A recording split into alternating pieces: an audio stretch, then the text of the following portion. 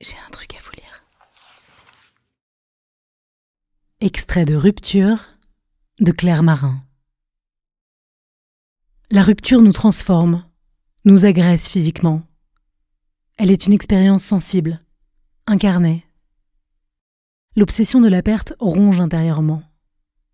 On sent couler l'acide à mesure que s'égrènent les phrases assassines ou la bienveillance gênée de l'ancien amant.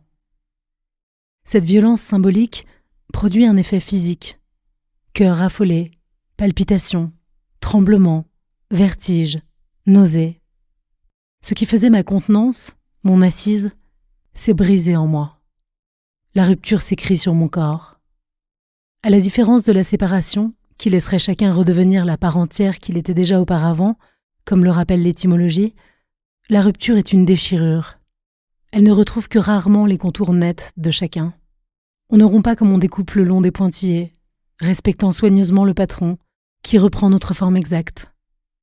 On déchire le tissu d'une vie commune où les identités des uns et des autres se sont si étroitement mêlées que plus personne ne sait vraiment où il commence et où l'autre s'arrête. Traverser la nuit. Cette incapacité à dormir nous tue à petit feu. L'insomnie et l'impossible lâcher-prise, le refus du sommeil comme abandon.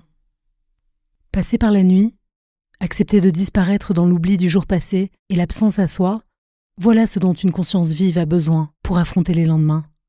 Mais la conscience sans sommeil étire indéfiniment le passé, dont elle refuse qu'il s'efface. L'insomnie distend la présence, refuse la coupure du passé, s'épuise dans cet effort vain sans même s'en rendre compte. Il faut accepter la succession des jours et des nuits, nous dit Nietzsche, distinguer le clair de l'obscur, séparer ce que l'on peut embrasser du regard de ce qui est hors de vue. Il y a des choses qui doivent rester définitivement hors champ, celles qu'on ne peut plus voir, dans tous les sens du terme. Ce n'est pas seulement mon corps et mon esprit que la rupture amoureuse saccage, c'est le monde qu'elle dévaste. Elle laisse un monde à la fois surpeuplé et désolé. Rien n'échappe à la marque de cette coupure existentielle. Tout emporte des traces visibles. Pour l'être quitté, il faut faire avec ce qui reste, avec ce grand débarras que devient sa vie lorsque l'autre part, laissant une montagne de souvenirs douloureux. Que faire de ces gages d'amour dévalués, de cette vie fantôme qui hante les couloirs de l'appartement, les rues du quartier, les lieux de vacances, mais qui se glisse aussi dans les pages des livres, dans les refrains des chansons. Cette vie amoureuse perdue qui s'affiche, narquoise, sur les visages de ceux, comment font-ils, qui s'aiment sans se séparer. De même que l'amour crée chez le nouveau-né les conditions d'un désir de vivre, il faut parfois recréer le choix de vivre chez l'adulte plongé dans le désespoir, la souffrance psychique, sur le point de renoncer à sa propre vie.